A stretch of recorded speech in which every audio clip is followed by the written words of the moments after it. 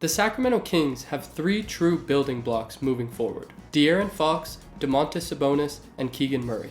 While they have other pieces that could be a part of a successful future, like Keon Ellis, Kevin Huerter, Kobe Jones, etc., the front office needs to find a way to optimize a starting lineup around these three on both ends of the court. Stick around for a deep dive into Sacramento's potential offseason and the key decisions that the Kings will need to make. While the Kings finally got their revenge on the Golden State Warriors, knocking them out of the 2024 play-in, they were unable to even make the playoffs, losing to the Pelicans in the last round of the play-in. They still finished the season 10 games above 500 at 46-36, an impressive mark in such a deep Western Conference, and just 2 games worse than 2023 when they finished as the 3 seed. Although defense has long been seen as the core weakness of the Kings, their offense fell from 1st in 2023 to 13th this season, while their defense rose from 24th to 14th. There are a lot of factors for both of these, which I will get more into later. Keon Ellis. The standings, they were in the playoffs. The first major question of this offseason for Sacramento will be whether they can retain free agent Malik Monk. He was their 3rd best player last season and finished as a finalist for the 6th Man of the Year, so he's a big priority. However, since the Kings have his early bird rights, they can only offer a maximum of $78 million over 4 years, or $19.5 million per year. Other teams, such as Detroit, Orlando, San Antonio, Oklahoma City, and Philly, may be willing to offer him $20 to $25 million per year. I personally lean towards Monk moving to a new team this offseason, so I'll discuss some possible replacements later on. JaVale McGee, Alex Len, and Kessler Edwards are also free agents, but won't be as much of a focus. I would re-sign Alex Len over JaVale as a backup big, and Kessler Edwards has shown some flashes, particularly defensively, so I think he'll be back. The emergence of Keon Ellis is a huge development and an underrated story outside of Sacramento. From the beginning of the season until March 1st, Keon Ellis played just 11 minutes per game, and Sacramento was 20th in defensive rating. From March 1st through their play-in loss, his minutes per game jumped up to 26, and the Kings were 3rd in defensive rating. These numbers are no fluke, as he's proved to be an elite defender that can lock up opposing stars and provide a ton of winning plays all around. Keon is also not a complete zero offensively, as he can knock down open threes and at times even drive to the rim. He's still only 24 and has more upside on offense too. After this offseason, if Kevin Huerter's still on the team, it'll be interesting to see who starts at shooting guard. I personally think that Keon Ellis should be the starter moving forward, with Kevin being a spark plug off the bench. The obvious X factor for the Kings is Keegan Murray. To become a legit contender, Keegan will likely have to take that next step and become that real 3rd star. His defense greatly improved last season, and his points per game went from 12 to 15, but it often seemed tough for him to be great on offense and defense simultaneously, a theme that we saw from the whole Kings team across this season, and a big reason why their offense faltered. He has also played primarily power forward when he is more of a natural small forward. His size at the 3 would be very impactful, and it could help the Kings defensively to get a true power forward. I'll talk about some options shortly. In the coming years, a jump up to an efficient 20 points per game and consistent great defense from Keegan would go a long way for Sacramento. Now on to some finances. De'Aaron Fox can be extended, and the numbers will be based on whether he is an All-NBA nominee. As of now, they could extend him 3 years for $165 million. But if he were to make the 2024 All-NBA team, which I don't expect, it goes up to 4 years, $267 million. He could also wait until next offseason, where an All-NBA nomination would net him a huge 5 years, $346 million extension. Overall, the Kings front office doesn't have much financial flexibility, as the whole starting lineup is signed through at least the 2025-2026 season. If they're able to re-sign Malik Monk, there's a good chance they'll go into next season with a very similar rotation. If not, some moves will be needed. There are some trade pieces on the roster. The popular ones include Harrison Barnes, Kevin Huerter, and their 2024 first and second round picks.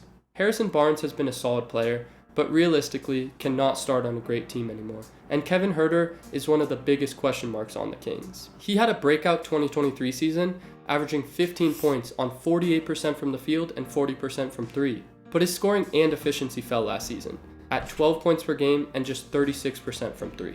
I would keep Kevin Huerter and bank on 2023 efficiency off the bench, but who knows what Monty McNair will do.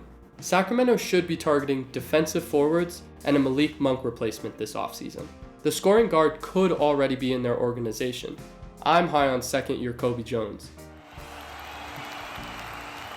but some possible guard targets are Monte Morris, Cole Anthony, Trey Mann, and Quentin Grimes. Monte will be a free agent.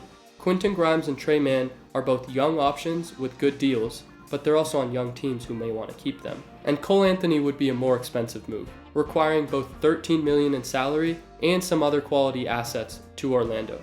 Could be a decent fit though. I like them going more after wings. Brandon Ingram, Jeremy Grant, Kyle Kuzma, Sadiq Bey, Najee Marshall are some names to think about. I assume Sacramento wouldn't want to give up the pieces to get BI, although New Orleans has reportedly been looking to trade him. Jeremy Grant is too expensive, but I like the other names on the list, particularly Kyle Kuzma and Najee Marshall. Kuzma now has a reasonable contract at $19 to $23 million through the 2027 season, and is an underrated player if anything nowadays. He averaged 22 points, 6.5 rebounds, and 4 assists on improved efficiency, and he's versatile offensively, while often showing a willingness to commit to defense and rebounding. I think he could slot right into the 4, allowing Keegan Murray to play his more natural position at small forward, giving the Kings more size, rebounding, and defense. They'd have to give up some package like Harrison Barnes, another player, plus a pick or two. Najee Marshall is my favorite move for Sacramento, and one they could make alongside other bigger moves or signings. He's a 6'6", high-energy wing defender who's only 26, and has shown an ability to shoot, and even sometimes creates for himself. Sacramento has a full mid-level exception available, and I think Najee Marshall would be a perfect fit for 15 to 20 minutes off the bench. The Kings also have 2 picks in the 2024 NBA draft, the 13th and 45th picks overall. Their first rounder was in the Kevin Huerter trade to Atlanta, but it was protected 1 through 14, so they kept it. Now their 2025 pick will be protected from just 1 to 12, so they'll likely lose their pick next year instead. They may just stay at 13 and draft someone, but it's been rumored that they could trade down or even trade for a proven player with this pick. I talked about some trade targets earlier, but here are some possible draft picks for Sacramento at 13. Firstly, some guards: Jared McCain, Jacoby Walter, and Devin Carter. Jared McCain may be the best shooter in this draft, and he could also evolve into a more well-rounded player than Kevin Huerter. Particularly, if Sacramento loses Monk and/or Huerter, McCain could help replace them early on. Jacoby Walter could become a very similar spark plug type player to Malik Monk, but he also has some defensive upside. He is 6'5" with a 6'10" wingspan and solid athleticism. This is more of a high-risk, high-reward option. Lastly, Devin Carter is already elite defensively and has shown improvements offensively. He could be a great fit, but he and Keon Ellis's skill sets may overlap so much to not make this worth it. Some bigs and wings they could look at are Cody Williams, Tyler Smith, Kyle Filipowski, Tristan Da Silva, Tijan Salon, and Matis Buzelis. None of them stand out as perfect fits to me. Some lack the size to play power forward, others lack the defensive potential the Kings need, but they all bring something to the table. Whether it's the potential of Cody, Tijan, Matis, Academy in Africa. or the shooting of Tristan Da Silva. Monty McNair drafted Halliburton and Keegan Murray, traded for Domantas Sabonis, and gotten good role players for little to nothing, whether it's Trey Lyles or Keon Ellis. He also just seems to have a vision and has executed it well so far. Monte will soon have a big decision on whether or not to extend Mike Brown, who's made it clear he wants a payday. Brown has been great for Sacramento so far, but there's some questions about his ceiling, mostly due to his lack of in-game adjustments. In year 1 under Mike Brown, he clearly helped change the culture for the better, and the Kings were able to make the playoffs for the first time in 16 years. While year 2 felt like a letdown, he clearly focused on defense and sacrificed the offense a bit. Regardless of their seed, finishing 46 and 36 with so many different blown leads and a clear emphasis on conditioning that should pay off in the future, I feel really good about where the Kings are. Year 3 will be a huge year for Mike Brown and the Kings, as they'll be looking to finally win a playoff series. What would be a successful 2025 season for Sacramento? While Oklahoma City, Denver, and Minnesota will likely continue to be high seeds, some of the other teams in the West, such as the Clippers, Lakers, Suns, and Warriors, could see less successful seasons due to aging stars. I expect Sacramento to be in a fight with some teams including the Mavericks, Pelicans, Rockets, and Grizzlies to try and hold on to a top 6 seed in the West. If they fall into the play-in again and either lose there or lose in the first round, I would call next season a failure.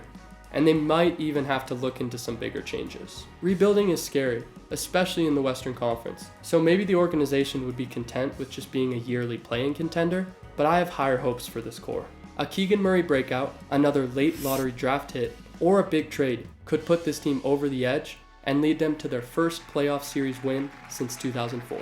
Thank you for watching this offseason breakdown of the Sacramento Kings. Please leave any thoughts or feedback in the comments, as I'm going to be constantly trying to improve this series. But I'll be back soon with another team's offseason breakdown.